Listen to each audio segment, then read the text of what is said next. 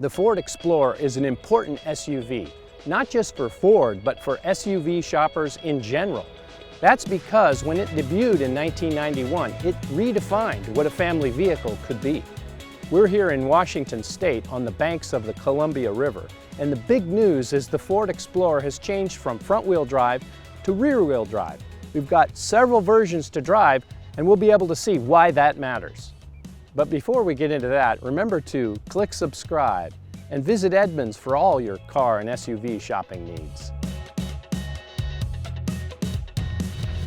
Even though it's all new, it still looks like an Explorer because some of the key design elements are still here. For one, the windshield pillar, blacked out. Always done that. Also the middle pillar, blacked out. We get to the C pillar and it's prominent and it's body colored. And then back here at the rear pillar is also blacked out so that the side window and the rear window kind of blend together. Explorers have always had these elements, and this one does too. Perhaps the biggest difference is here in the front. Last time around it was front wheel drive. The engine sat that way, there was a lot of radiator and stuff like that up here. It gave it a lot of bulk in the front end of the car. Now when you've got the engine turned this way, push the engine back, shorten the nose a little bit, it tightens up the front end, makes it look more aggressive, and it also has a good approach angle. The switch to rear drive results in a wheelbase that's over 6 inches longer between the front and rear tires. And that improves weight distribution from a dynamic standpoint, but it also improves passenger and cargo space inside. The switch to rear drive also helps with towing. Ideally, you want your trailer's tongue weight to be pressing down on the axle that is propelling the vehicle, and you get that here. But you also get extra stability because of the longer wheelbase when towing. And the tow rating as a result is up slightly. It was 5,000 pounds last year. It's as much as 5,600 pounds this year. The first thing you notice about the new Explorer inside is that it's spacious, it's comfortable, it's really easy to live with. I mean, these seats, for example, they're really nicely shaped. They have great padding. They're really comfortable. These are the Platinums, but I was in a Limited yesterday. Same thing there. The steering wheel's nice and chunky too. It feels real good. The tactile feel is really nice and it's comfortable over time. The controls, they're really easy to figure out. I mean, here are the audio controls, here are the HVAC controls. The touchscreen's easy to reach. There are two touchscreens. This one has the bigger portrait one that's about 10 inches. There's an 8-inch landscape-oriented one, really nice as well. Both of those are great, really easy to use this cabin. And there's a lot of storage too. I mean, the glove box is big. You can hook up a phone through the access ports here. This is pretty big. The center console, you can see I have my phone here, but I could also put it here on this wireless charge pad. The door pockets are big. There's place for your stuff, alongside. So you're not going to have the problem of where to put your stuff. One of the things I'm not terribly sure about is the interior quality. I mean, it's good. There's nice soft touch material here and some other places. A few of these other ones look a little bit hard. But the main thing for me is like a couple of these seams. This one in particular, they're really prominent and they kind of stand out and catch your eye. At least they catch my eye. Here I am in the middle row of the Ford Explorer, and right off the bat I can tell this has got plenty of room. I'm 6'2". I've got extra headroom even with this panoramic sunroof. Leg room, I got a little extra to give the person in the back seat if I need to. It reclines, that's nice. One thing that's different about the Explorer compared to the competition is most versions are going to have captain's chairs as standard, and these are really nice. So back here I've got a couple of USBs under this hatch, just one USB and one USB-C though. I'd like more of those, but they're not here. I've got controls for the air conditioning, and the vent is up here, which is interesting, not here. It looks to be really easy to put child seats in the Explorer. The latch anchors are right here where you can see them. They're really easy to get to. As for storage, there seems to be a lot of that. There's a juice box holder right up high here where a child can reach it, and further down there's a place for a water bottle and other items. And here in the middle there's more storage and a couple more cup holders. You may have noticed there's no console here. That's because Ford says they want to keep this open for third row access. So this is really low and it's actually made to be stepped on. As you can see, there isn't a lot of room for someone my height, which is 6'2", to sit back here in the third row. I mean, I'm a little taller than what they had in mind, I'm sure. But even so, I've got lots of headroom, and there's an AC vent back here.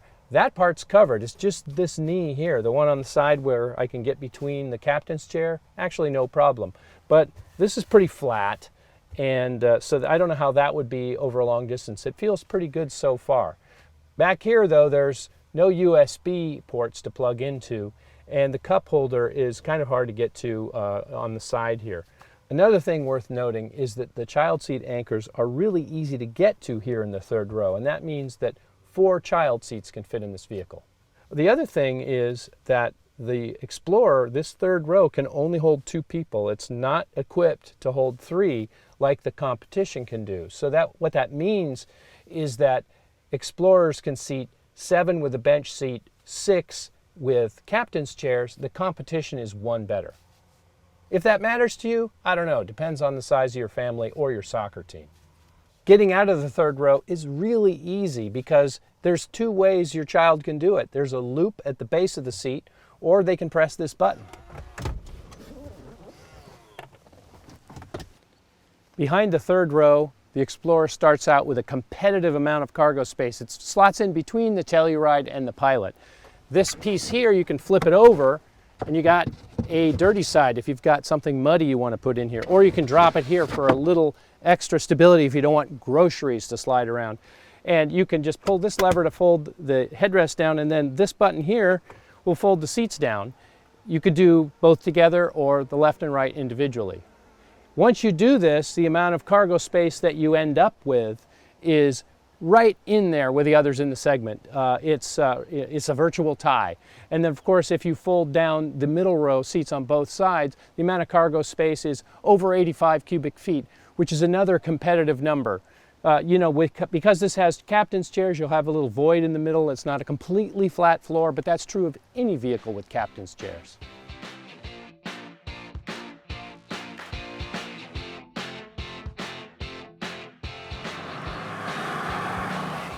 Now we're on the road and I'm driving the hybrid.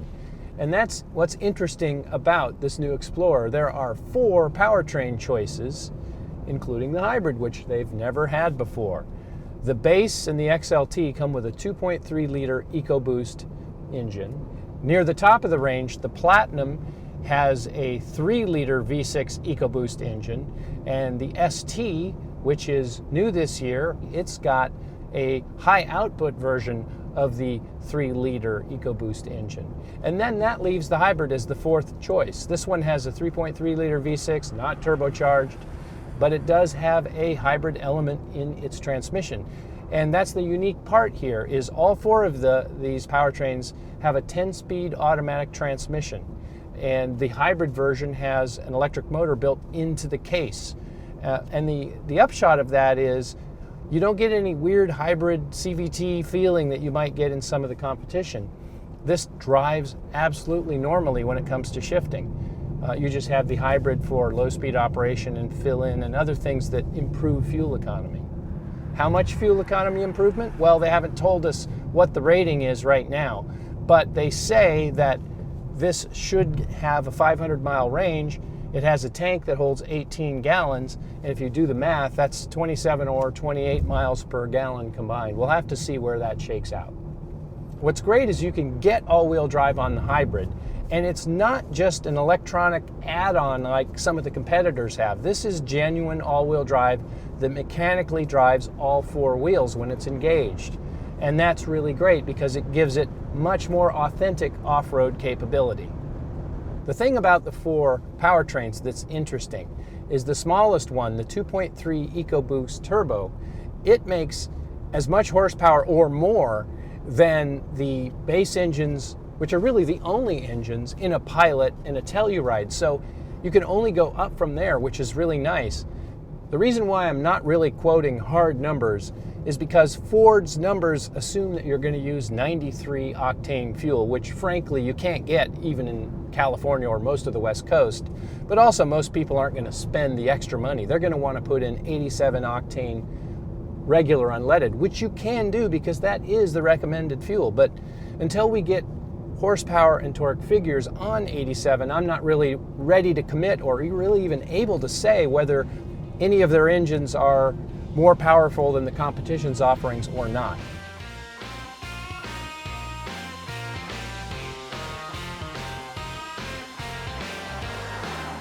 One of the first things I noticed behind the wheel is I really do like the steering, and it goes beyond the feeling of the steering wheel, which is really chunky and it's not too big.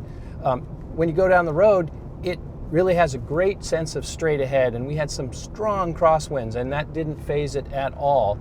You know, they went back to rear-wheel drive, but they didn't go back to body on frame. This is still a unibody vehicle, and that gives it a lower center of gravity, which you can really feel, the longer wheelbase as well. You know, there's a stability here, a real composure that really feels premium. And that premium ride also comes from the suspension tuning and the noise abatement. You know, we're on some pretty coarse roads, and when we hit bumps, it's very settled. It doesn't upset the cabin at all, and there's not a lot of road noise coming up from the tires. I'm really pleased with the visibility. It's really easy to see out the front. The pillars are slender. That big C-pillar that's body color that we saw earlier doesn't really block my view. I don't feel like I'm in a tank here. The only thing about visibility that I'm not a fan of, I didn't notice this earlier, is these are shiny, and there's definitely a lot of reflection coming up off these HVAC controls here. This vehicle has the standard 8-inch landscape-oriented screen, not the 10-inch portrait screen we saw earlier.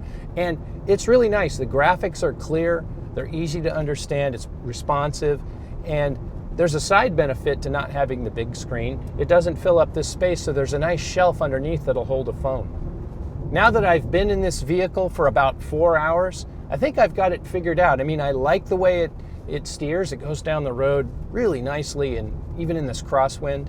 The seats are comfortable. I haven't gotten tired of them yet. I've got all the controls figured out. I mean, I could drive this thing home, and I live almost 1,000 miles away from here.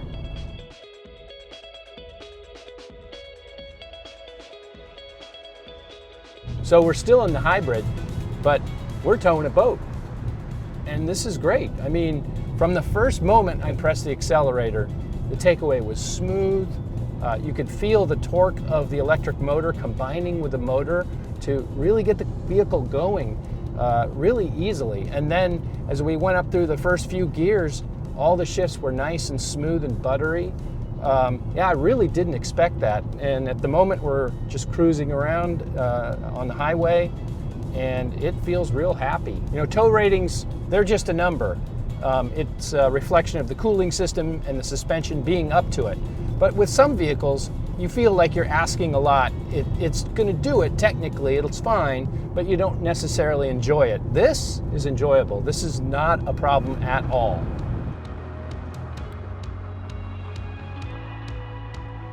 Frankly, I'm still trying to wrap my head around the pricing. At the base model level, it's really similar to last year. But if you go to XLT or Limited, the price increase starts to get pretty substantial. But, you know, on the other hand, this vehicle is a lot more substantial. It really does feel like a significant upgrade from last year. So, extra money, probably worth it.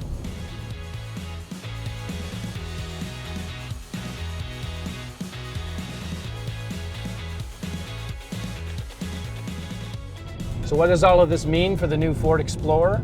Well, I like the ride. It's quiet. It feels really composed. And when the road gets twisty, it actually can play along. I mean, it's not an Olympic quality athlete, but it works out. It's fit. It can keep up. As for the powertrain, same thing. You know, they're solid. The base offering is as strong as competition's only offering. And the hybrid is just, you know, really a no compromise machine. You can take it off-road, really, up to a point. I mean, it doesn't have low range. You can tow a boat or something else that weighs within its capability, and it's not like you're asking it to do something it doesn't want to do. It feels really up to the task. It's very well-rounded. The interior's nice and spacious too. It's got, you know, a lot of thoughtful touches. Yeah, there's a couple of things I wish were a little different, but for the most part, I got no complaints here. If you want more detailed information, be sure to check out my article. And remember to hit subscribe and visit Edmunds next time you're ready to buy a car.